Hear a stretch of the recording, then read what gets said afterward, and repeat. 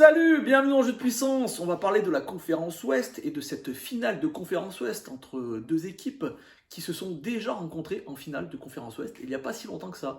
Il y a 3 ans de cela, dans cette fameuse Coupe Stanley du Covid, là où il y avait eu quelques surprises et Dallas avait emporté cette finale de conférence Ouest contre les Golden Knights de Vegas alors qu'ils étaient outsiders.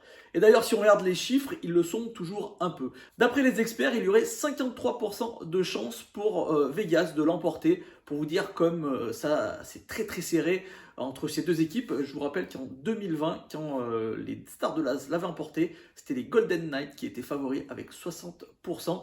Donc ça s'est vraiment regroupé entre ces deux équipes. Maintenant, on est presque en pile ou face. On va regarder ce qui s'est passé lors de la saison régulière. Les Golden Knights de Vegas peuvent s'inquiéter. Ils avaient 3 matchs en commun avec les Stars de Dallas et ils les ont perdus les 3. Bon, ça a été très serré vu qu'ils en ont perdu 2 après le temps réglementaire.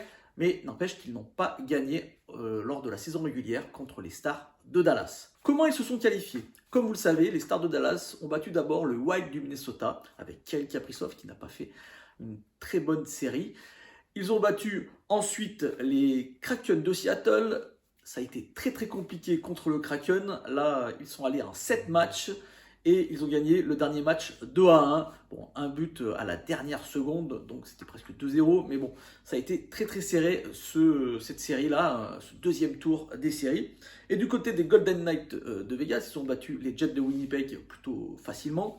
Et ensuite, ils ont battu les Oilers d'Edmonton de McDavid et Leon Draisaitl. Et on reviendra, c'est très important parce que pourquoi ils les ont battus? Ils ont réussi à cadenasser, par exemple, Leon Draisaitl qui n'a pas fait une série comme on l'attendait, alors qu'il avait très très bien commencé les séries.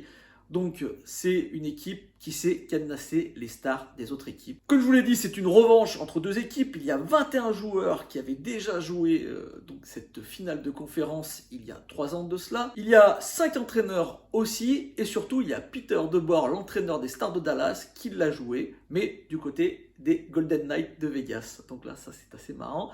Et il y a un assistant entraîneur qui a fait le chemin inverse. Peter DeBoer qui a une très très belle stat. Il a été 5 fois en finale de conférence avec une équipe et avec 4 équipes différentes. Donc c'est un entraîneur qui a l'habitude d'aller dans ces finales de conférence. On va voir s'il va réussir, comme il connaît un peu quand même les Golden Knights de Vegas, s'il va réussir à motiver, à expliquer à ses joueurs ce qu'il faut faire pour aller gagner cette finale. Beaucoup de stars dans ces équipes, donc beaucoup de joueurs clés. Je vais en nommer quelques-uns. Bon, il y a Jack Eichel. Jack Eichel du côté des Golden Knights de Vegas. Alors moi, je ne suis pas super objectif avec ce joueur parce que je ne l'aime pas vraiment. Les quelques fois où je l'ai vu jouer, je ne trouve pas que sur la patinoire, il donne une belle impression. Mais n'empêche que dans les stats, il est juste incroyable. C'est vraiment un très très bon joueur dans les stats. Il a 14 points, c'est le meilleur des Golden Knights de Vegas. 6 buts pour lui. Il est à égalité avec Chandler Stevenson, qui lui aussi est un très très bon joueur. Comme je vous dis, énormément de stars du côté des Golden Knights. On a bien sûr Mark Stone, pour moi le meilleur joueur de cette équipe. On a en défense 2 très très bons défenseurs. Je reviendrai sur la défense parce que là on va avoir un duel incroyable entre Alex Pietrangelo et Miro Iskanen, qui est pour moi le meilleur défenseur de cette série. Mais il y a aussi Shea Theodore, alors qu'en face, on ne peut pas dire qu'on peut faire ressortir un défenseur à part Miro Iskanen comme un énorme défenseur, une star. Mais ça reste une défense du côté des stars très très profonde. Il y aura aussi des joueurs qui sont peut-être un peu moins des stars, mais qui sont ultra importantes pour cette équipe des Golden Knights, des joueurs qui sont là depuis le début d'ailleurs. On pense bien sûr à Marchessault, on pense à William Karlsson dans cette ligne qui a complètement annihilé McDavid, William Karlsson, Riley Smith et Nicolas Roy. Voilà, donc il y a de la profondeur, des bons joueurs, énormément de profondeur. Même la défense, on a 2 duos vraiment très intéressants. L'équipe de Las Vegas, vraiment une équipe super bien construite.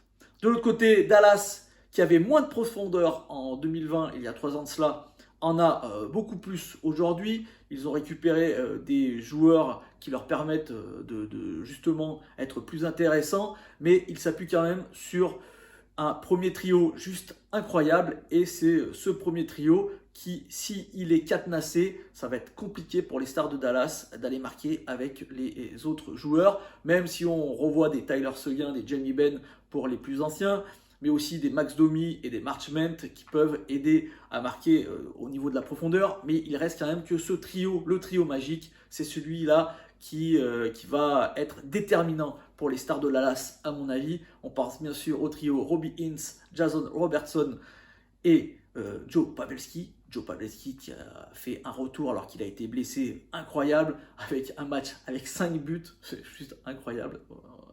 Ce joueur, il a 38 ans, hein. Ce joueur est juste immense au vu de ses qualités. Il a une déviation du palais, il s'est marqué de toutes les façons. Vraiment, Joe Pavelski, chapeau.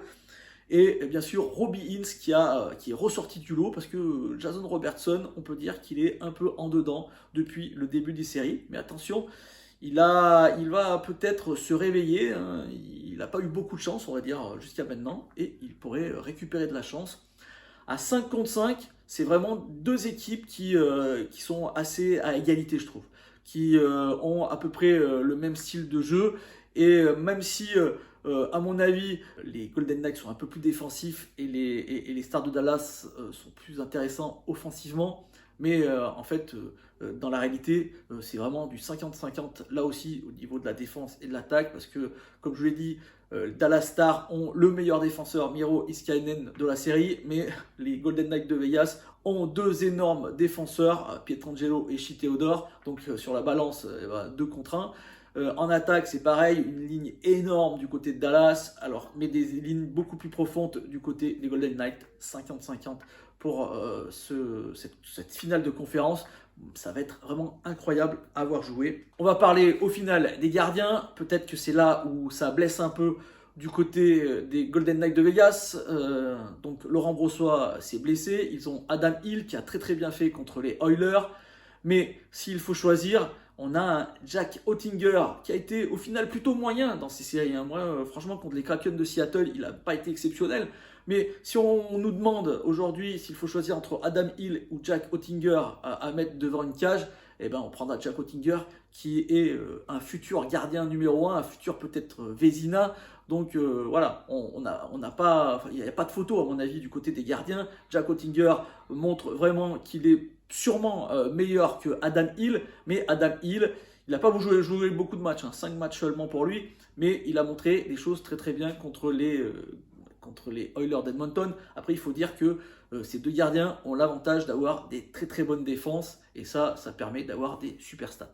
Autre point positif, cette fois-ci pour Dallas, c'est les unités spéciales. Les unités spéciales de Dallas sont meilleures. Leur power play peut être vraiment très intéressant. Peut-être pas aussi intéressant que celui des Oilers d'Edmonton, mais on a vu la difficulté que avaient les Golden Knights de Vegas à ne pas prendre de but en désavantage numérique contre les Oilers. Donc de ce côté-là, avantage à Dallas. Et les penalty kills, comme on dit, donc le désavantage numérique, là aussi avantage à Dallas. Donc encore une fois, un point pour Dallas de ce côté-là. Mes prédictions pour ce match, match très très serré, j'avoue que je vois plutôt Dallas. Je vous dis franchement, je vois plutôt Dallas, parce que je trouve qu'ils ont fait déjà une saison régulière plus intéressante que celle des Golden Knights de Vegas. Je trouve qu'ils se sont renforcés et ils ont l'avantage psychologique. Ils ont déjà gagné leur finale il y a 3 ans de cela, et ils étaient vraiment moins bons à l'époque. Et là, ils se sont renforcés encore une fois. Ils ont une meilleure profondeur, et malgré le fait que les Golden Knights est une équipe vraiment super bien construite, avec 2 bons défenseurs, avec des très bons attaquants, des attaquants stars comme Jack Eichel, je pense quand même que Dallas va pouvoir, en plus ils ont vraiment galéré contre les Kraken, donc mentalement ils ont un peu un plus. Je pense vraiment que Dallas peut s'imposer dans cette finale de conférence Ouest. Voilà, j'espère que cette petite vidéo vous a plu. Si c'est le cas, n'hésitez pas à me faire un petit like, un petit commentaire ou à la partager. Et moi je vous dis à la prochaine pour la finale de la Stanley Cup. Allez, bye bye.